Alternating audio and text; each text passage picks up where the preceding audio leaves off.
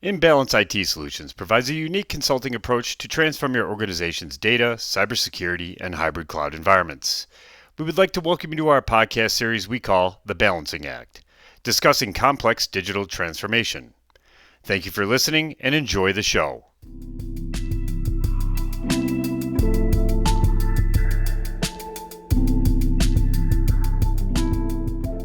Hello, listeners out there. This is Ryan O'Halloran, VP of Security Strategy here at Imbalance IT, bringing you episode 5 of the Balancing Act podcast series. Today, we're going to be discussing how to best strike the balance between secure and efficient collaboration practices, which is certainly a challenging topic in the modern workplace. I have here with me special guest Craig Pfister to get us all educated. Craig is the Global Vice President of Solutions Engineering at KiteWorks, a FedRAMP authorized private content network that's used to share sensitive data externally with confidence. Craig, good morning. Thanks for joining me. I think we can let's start off here. Tell me a little bit, and the listeners a little bit about yourself and KiteWorks' mission and how that relates to the topic. Yeah, absolutely. Good morning. It's great to be here. Thank you so much for having me. In terms of me, I'm a applied mathematics geek. Always loved math, computers, anything around that. First job out of school, proud alumni of the University of Alabama. Went and worked for a med-mal insurance company. I was an actuary writing across numerous states, risk and reports and everything that would go across in terms of actually, implementing the policies and the capital that's required for those insurance policies. Moved over up to Boston, Massachusetts. I worked for FactSet Research Systems for a decade. Ended up being the vice president of portfolio analysis, managing all the nerds who would look at the largest asset managers and everybody inside of New England in terms of their portfolios, balances. So hedge funds, private wealth, again, the large asset managers. Shared an office with the head of the quant division as well. So as I like to say, the nerds united. It was a great time, diving into numbers and learning how to value companies and talking business. I got out of that and moved over here to KiteWorks today. I've been here for almost 8 years. I started when my kid was 0. He's about to turn 8, so easy math from there. But yes, I've moved into the job to cover the globe here. So vice president of sales engineering. Tend to do whatever the company needs me to do, so stuff like this. But what I enjoy doing is getting in front of companies, solving problems. Really trying to correlate technology into business value, and a lot of what we do today is really focused exactly what we're leading into. It's KiteWorks mission holistically. Our CEO Jonathan Urone will tell you, we are really trying to give a bit of security and privacy, most importantly privacy, back to the corporate world on the internet, where a lot of those things have just been left behind over the last 2 decades. And so our goal is really to allow organizations to control, track, and send, like you said, collaborate on information, anything moving in and out of the organization, that's us. But holistically, we're going to give those companies a new level of privacy. Yeah, and you mentioned a problem, and certainly this is one of the most difficult ones, is I think one of the number one areas of overexposure that is just completely blind, or once it leaves the network and you share it externally, that's completely blind, is collaboration. And we collaborate through so many different methods, right? So why do you tell us a little bit, why you think securing content today is so much more difficult to control in those various mediums, and how, where we're falling down, I think, on losing track of the audit, losing control over the files, protecting the data, including from our own service providers. What are some of the challenges that you see most currently? Yeah, absolutely. So we'll go back a little bit, just to give some context to everybody in terms of kind of the macro to micro movement of security and how we're at data at this point, But if you go back a couple decades, with the boom of computers, and obviously a little bit more than a couple decades, you had this decision as corporate world moved over to digital and digitization, You had this idea of, okay, let's roll in a couple hundred computers into the enterprise. And so now IT staffs and security staffs were forced with the question. It's like, okay, do I go around and I secure every single one of these computers? Or can I just draw a big old circle around the organization, and protect them all at once? And so inevitably that simple idea, because it's much more efficient than protecting each individual computer, was to say, hey, let's go ahead and create a corporate firewall, right? And that was obviously a huge boom for the security industry, made people a ton of money. And what you look at the evolution of that, right, is you have now coming into play the birth of cloud computing and cloud collaboration. And so inevitably what happens there is you start to say, okay, it's no longer sufficient just to protect the enterprise. At the time, most of the stuff was on premise, right? And so, rudimentary, right? I'm really summarizing this as much as I can. We move from the corporate firewall. Now you have like the next step is the web application firewall, right? Because the idea was corporations got it, but now as we adjust over and everything is hosted individual applications, those layer 7 and they're LSI becoming applications, publicly available, all the above. 100%. So we move a little bit more granular, right? And now it's the application level that we're protecting. And if we look at everything today and we say, all right, great, zero trust, when we define by zero trust, and even Gartner talks about zero trust, everything's at the application level. But the real problem in the birth of AI and the cloud collaboration movement and all of this has taken that application level and say, maybe that's not sufficient, because what we really care about inside these layer 7 OSI applications is the data. And in the last couple of decades, right, we've had this boom of different transfer protocols, different ways to collaborate, right, different applications that allows us to do that, which is great for productivity, right? And productivity inevitably allows the stock market to go up because we have more productivity in the markets and GDP will go up. But what we know to be true through shadow IT and other things, right, is people start to break those practices, and we really have no idea in terms of what's going on with an enterprise and their data. Get alone from that, all of these solutions over 20 years, whether it's email data protection, cloud collaboration, managed file transfer, EDRM, content platform services, right? The chat today, I mean, you talk about Teams and Slack, texting, right? All of these things are moving assets, critical assets, whether it's through text strings or actual content themselves. And so to have this massive web of how we work in the world today and actually say, yeah, I have this 100% under control is a huge question, and it's a huge task for organizations. They say, what is it? The amount of content that is going to be created this year will surpass the total amount of content ever created in history, right? And when I say content, I heard files. that match. And that's incredible, right? So you only imagine as things move on how crazy it really is going to get. You mentioned it's the cloud's fault, more or less, which I agree. But it's enabled us in a lot of ways, but it also, provides such a different surface of attack, right? One of the questions that I get asked a lot is there really even a way to make your cloud, any of these, right? You mentioned how they're all individual, so it's hard to correlate them. It's hard to audit all of them. It's hard to keep track of all of them. It's hard to make use of that data in any constructive way without, bringing that all into some type of data model. But I think that at the very heart of just it moving into the cloud, right? Dropbox, SharePoint, OneDrive, things like that. One of the questions that I think is uncomfortable for the less technical and the technical folks alike is, can the provider themselves access my data? And Microsoft, for instance, has things like customer lockbox, right, where you can lock out their administrators from touching your systems or make it time bound or ephemeral or things like that. To me, it seems like the need for that lockbox type feature, even though we want software as a service usability, is kind of that middle ground we're trying to find. Would you agree?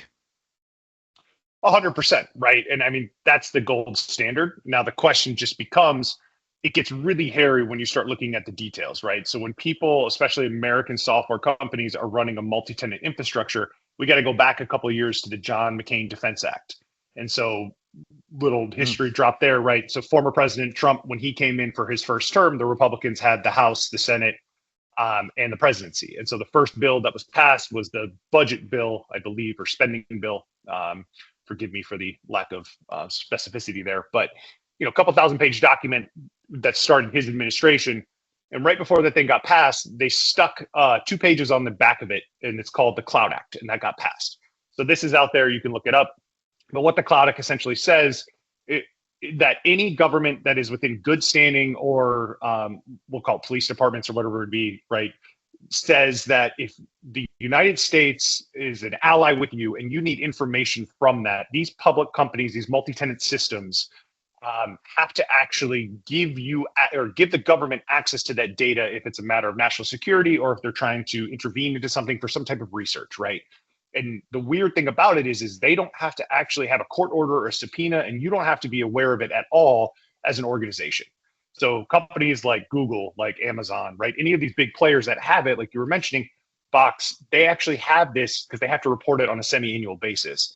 Now, the key is they don't want people knowing about this, right? So they bury it like Right. 6 layers deep in the Google searches. You can find it, but it's not easy. And guess what? Yeah, When you do it's find deep in it, the nest. those requests through the roof year over year, and it's only going to continue.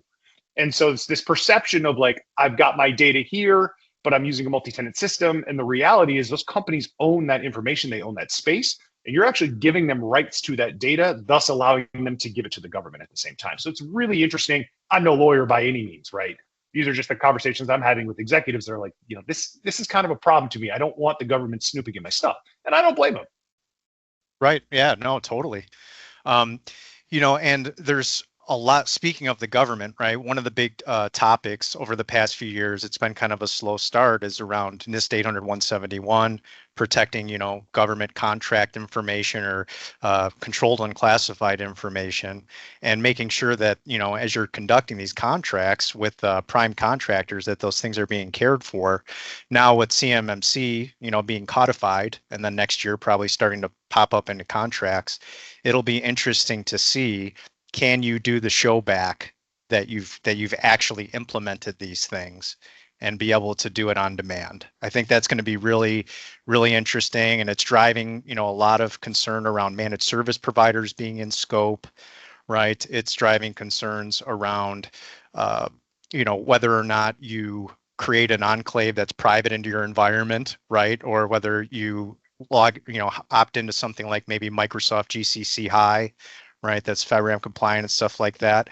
In my opinion, it seems like, other than like top secret information, that type of data seems to be some of the most difficult to protect.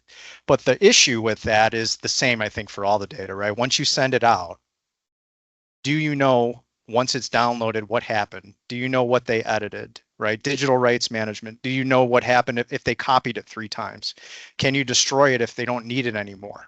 Can you give them access to a temporal, right? All those types of things. Would you say that digital rights management and those types of controls are kind of the keys to handling information like that and actually being successful? Yeah, right. And this is what we see across the globe, right, with Western allies. There's this push towards managing the multi-tiered supply chain, right? And it becomes a tremendous problem as assets move across the multi-tiered supply chain. How is that secured, to your point, right? And so as we look at the cybersecurity maturity model certification, as you're talking about here domestically, the idea is it comes from the Tomahawk 2 jet fighter, right? And it's basically the CAD CAM systems and the drawings were stolen from a very low level of the multi-tiered supply chain for the DoD. And the next thing you know, in a couple of years, right, that multi-billion-dollar investment the United States made to make a stealth bomber jet is stolen by the Chinese, and they've replicated it out, right? And it's because, and it's not this company, right? There's Bob's Lug Nut Shop in Delaware, right, who made some 16-point bolt that goes on the stealth jet, had the whole CAD CAM system. And because they couldn't manage moving that type of asset, how do you get that through the supply chain to build the plane, right? And Bob's Lug Nut Shop didn't have very good cybersecurity. So what do you know? Right. Right? The Chinese went after the low-hanging fruit. You Yeah. can relate this back to Target, right? Where Target went down to an HVAC company. So this story is as old as time. And I think now Western allies are just kind of opening their eyes and saying, this is a problem. And again, it's not the applications, it's exactly what you said, it's the data. And that's what they care about. Yeah, good old-fashioned industrial espionage. Yes. When it comes to, and now we got AI. So now it gets even more interesting. Hyper personalization, very close voicings, right? Down to the verbs and nouns people use, the way they sign their name, all these types of things. Do you think AI biases and some of the unique threats are going to make this even more difficult to secure data integrity from alterations? Oh, yeah. I mean, and you have so many layers of this in terms of like data integrity and what the true information is that's coming and how it works. You can talk about with AI just the bias that could exist, right? There's the whole concept of where I mean, we just take a step back, right? You have HiQ Labs, who is in court and has been in court for a couple of years with LinkedIn and Microsoft because they were scraping publicly available data off of LinkedIn, right? And they were using that in their models. So they got sued, and they're going back and forth, and they're saying, "Look, it's publicly available information. I just used a web crawl and I grabbed the information. It's not really an issue." But then at the same time, you think about, all right, Musk has been on stage in some of his conferences, and he was asked, right, is there copywritten data? I think it was a CNBC summit that he was talking to, and they're like, is there copywritten data in these large language models that the huge tech companies are putting up? And he goes, absolutely, right? And then even this week or last week, right, you have Robert Downey Jr. is like, I'm going to sue future executives at media companies for using my likeness, even after I'm dead, because I know it's going to happen, right? He was on with Kara Swisher. And so this is happening, right? And so not only do you have the copyright infringement, you have the data that is leaked into these models that need to be sensitive, right? This is the Wild West. And I think what the large companies are doing is saying, look, this is going to get tied up into court for years. So try me, right? I've got a 5-6 year runway before there's laws, regulations. You try to sue me, it's fine, right? And so you have this copywritten information issue. You have the ability of understanding what could be a poisoned model. You have biases that can be created into it. The content creation will only get larger over time, right? Just as we've been talking about, AI will produce more and more and more. Even for this, right? I'm sitting in Chat GPT, like summarize this for me to make it easier. It's inevitably the future, right? Google reported last night. They're openly telling you that search is under fire because of AI, and they know that their core business is in trouble. So this is what we're looking at going forward. It's unreal. There's this concept of retrieval augmented generation that can help secure AI. Can you tell our listeners what retrieval augmented generation is all about at a high level? Yeah. So again, very rudimentary, right? If you think about like when we in the public, if you access ChatGPT or Llama or whatever it may be to get a query back, right? There's a query that you input into a chatbot that hits the LLM. You're going to get the information, right? The LLM is trained on trillions of tokens. Tokens are just data sets. Again, it's pieces of content. Now you can pull and get requests back, but even that becomes insufficient for specific type of data, right? So corporates, and we do this ourselves internally, right?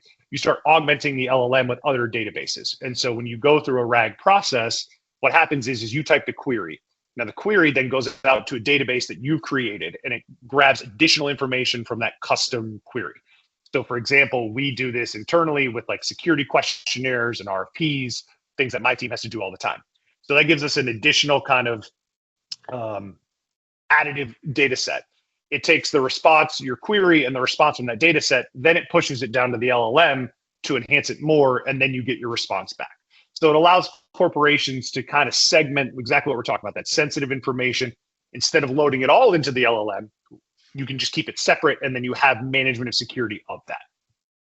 That's kind of a cool idea. So basically, there's a kind of a wrapper, or sort of can be a different set of controls that might, maybe impact performance, or maybe be stored on a different type of data or something like that. But you're carving that out specifically so that only the data that really needs it, kind of gets sanitized in such a way, if you will. Is that a fair way to kind of describe it? Totally, right. And you can take that further if you look at a couple of derivatives of that, right? It allows you to keep the information current without loading it into LLMs, right? The thing about these LLMs is they constantly need to be learning. And so any current information you have, you can ensure that it's up to date, right? You inevitably then enhance your end user trust because you're getting better responses back. The developers gain more control. The security entities gain more control. And at the end of the day, what does it do, right? It allows faster time to market, and it keeps the cost lower. So you get a lot of wins when you set it up this way. Yeah, definitely. Sounds like it. My next question would be around, the future, right? Because now I think we've identified the different mediums that we do collaborate, and we realize we shouldn't be using our email as a file server anymore. We're sharing too many links that are, essentially a passwordless access, to something and things like that. And I think we're going to start to reel those in, and hopefully AI will help us discover those things, because I think the contact frequency with this sensitive data is so much higher, and that's why the risk is so much higher. It's much more difficult, I think, to crawl the data sets when you don't have language models and you can ask these very simple questions and then have it crunch all of that information to generate results that you probably wouldn't have found if you spent hours on it prior. And when I talk about risk management, the contact frequency is so much higher than, for instance, somebody poking through your file server, right, or running a scan or something like that. It's really concerning. And there's so much benefit, but the data quality that we have and the rights assignment and the permissions and all those other things, it's become like it's do or die kind of at this point. And I'm curious how you think that might change collaboration over the next 5 to 10 years, because this means the end user now is going to have some lower friction way to make sure these things get done and done in the right streams, the right work streams, right? Based on compliance, based on their roles or responsibilities, least privilege, right? We're going to have to start paying a lot more attention to that. So, I'm curious how do you think this concept of sharing secure information and digital rights management is going to become, more not just a commercial thing, but more a part of the daily consumer's life? Yeah, and it's an interesting dynamic, right? Because what we see is traditional businesses, regulated businesses, like we were talking about, right? If you're in the DoD supply chain, it's a different ballgame. You're a brand new tech company, probably don't care that much about data privacy in America, right? There's a different perspective across the globe. And what we know to be true, right, is what we're saying earlier, I was mentioning Western allies are kind of following in the same breath in terms of data privacy, right? I mean, here in the United States, I think it's 19 states have current data privacy laws. I think 4 are on the books. Ironically, states like Illinois and New York don't have it. So you get to this perspective of like, all right, we're all kind of getting there. We all know what's kind of happening. But then what you see is like in Europe, everybody has these geolocations requirements. So like data's got to stay in Germany, it's got to stay in Switzerland, right? You start to have this all the sovereignty, thing. So when we talk about the data managing the assets themselves, right? It's exactly what you said. There's core principles that we know today: least privilege access, locations, right? Controllers to have ideas of endpoints and where you are and what you can and can't have. Those are fundamental, right? Because somebody will tell you about, oh, we have homomorphic encryption coming up and all these things that are going to happen, and that's 10 years off. Quantum. And in quantum, right, NIST is slowly updating their guidelines as they go. The Chinese are openly talking about, hey, if I can pull data from you, even if it's encrypted, I'm just going to harvest it now and I'll break it later when computing power. Yes, the harvest now, decrypt later. That's it. That's amazing. So just for our listeners out there, this is a fascinating concept where right now, even though the attackers may not have a method to decrypt this information in its current state, with the power of quantum, they might. So they're basically creating caches and pockets of this stuff so that later on, once they do get their hands on it, they can then take that information and finally have access to it.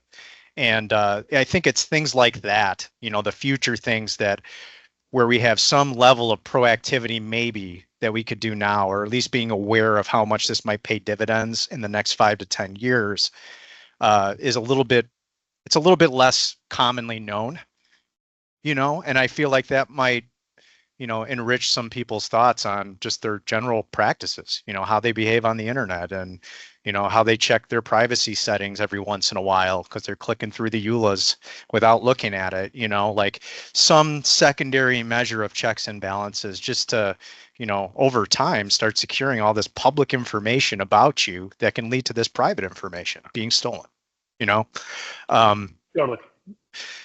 So that's a super interesting. Are there other?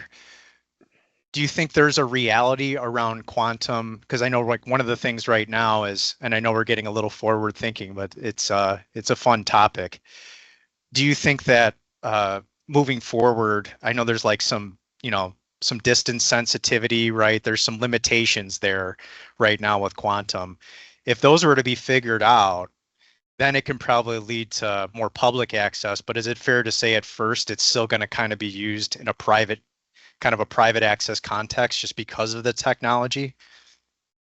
Yeah, look, as NIST is making their guidelines and it's coming through, it's happening, right? I can tell you right now, the whole harvest now, break later thing in the Chinese, it's happening. They openly talk about it, right? It's going to be the largest open intellectual property theft in the history of mankind. And So as I was in France not too long ago, we were actually talking with this with one of the large organizations who works with the G20 over there, and they're like, "Look, we have to be quantum safe." Now you get into this whole perspective of what does that mean, right? The entire internet is roughly built on asymmetric encryption, right? And I know that's a broad statement, but asymmetric encryption is the first thing that's going to go down with quantum computing, right? So now you start looking at how Right. the whole internet functions, yet alone the content that you're trying to protect, right? And I think this is where you start to see that, the NIST came out and they recommended 4 different algorithms for encryption, but really you're looking at symmetric encryption, which is much more difficult for the quantum to break, right? Because the number of iterations, and you can strengthen the keys as you need to as computing power goes up. But this all leads you back, if you tie everything together, right, is it's about control. So you can't have your traditional collaboration in the wind. You can't have EDRM encryption in the wind. It's about managing and maintaining the assets themselves. So as you do need to encrypt things and increase that encryption power to be resistant against quantum, you have to still have that data, right? And so that's, I think, where you Right. start to see data can't leave this country, right? They're not saying can't leave the country. They're saying, look, guys, don't let this stuff just sit out there because it's going to get broken. Yet alone the data, I mean, we can talk about the entire models being lifted and stolen, right? And that's a whole nother level where we're talking about trust and understanding and theft and all those things that can go into it, because you take that whole model, I mean, you're off and running once you get it open. All that sensitive information kind of goes back to what we were talking about with the rags, right? And how That's a that can be great a point. little, Just yeah, the a little time, different. just And the time to value, even though it's malicious value, is 100%. crazy accelerated. That is a great point, man. I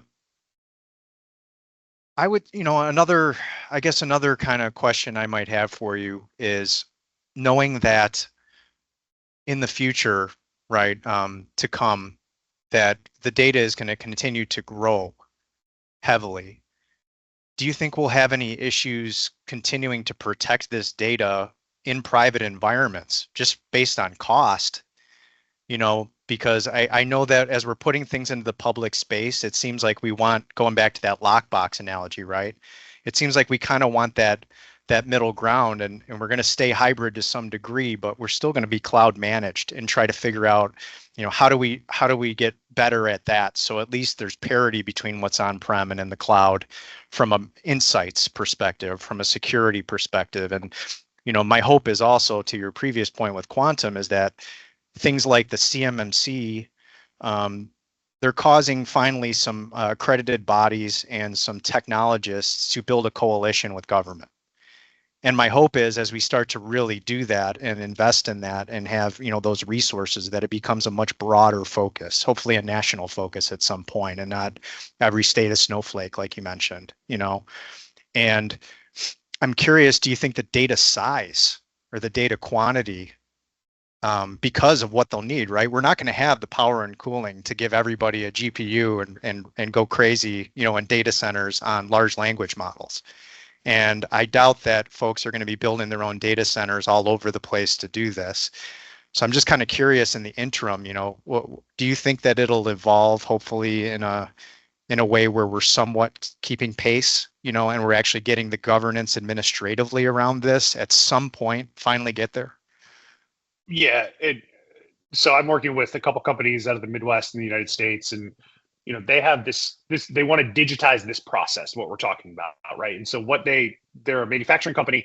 They won't let anybody have access to the CAD CAM files because that's their sensitive IP, right? They will Right. not send it out under any circumstances. They have it in some secure zone or secure vault, whatever you want to call it.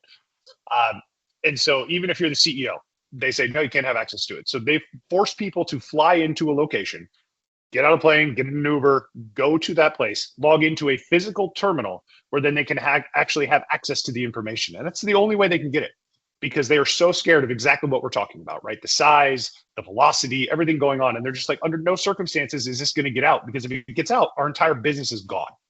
So you have that reality, which I'm sure people are like, that can't be a thing in 2024. And it certainly is. And so you're going to have this timidness in terms of management to move here until they feel like, hey, I can throw my corporate security information in here. It's totally secured. The large files, the management, the velocity of data, people, real security professionals at large companies, these executives, they don't believe it. And so I think it's going to take this wave of trust and seeing like real-time use cases that this is actually a thing. because it is a tremendous ask for society, let alone individual companies, to try to manage and ensure and go to the board, right? And say, hey, this isn't going to happen. You have responsibilities now. Like you can look at the New York DFS holding CISOs accountable for their infrastructure and how it's put in place. They can go to court and be sued, go to jail, right? You have to tell the market, if you're publicly traded, here's my breach within 72 hours. That can immediately impact the stock. You drop 10% tomorrow, right? You just lost billions of dollars. So you see this weird conundrum of, we want to do it, but then there's a total hesitancy to actually go there because of the risks that you're describing. Yeah, and a lot to think about, and going back to lots of problems to solve, right? I know we're at time, Craig. I really appreciate your time today.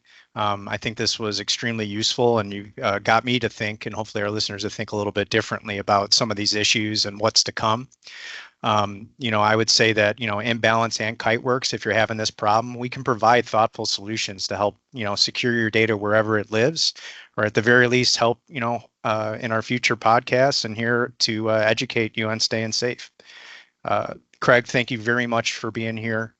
And all listeners out there, you have a great day. Thanks, Ryan.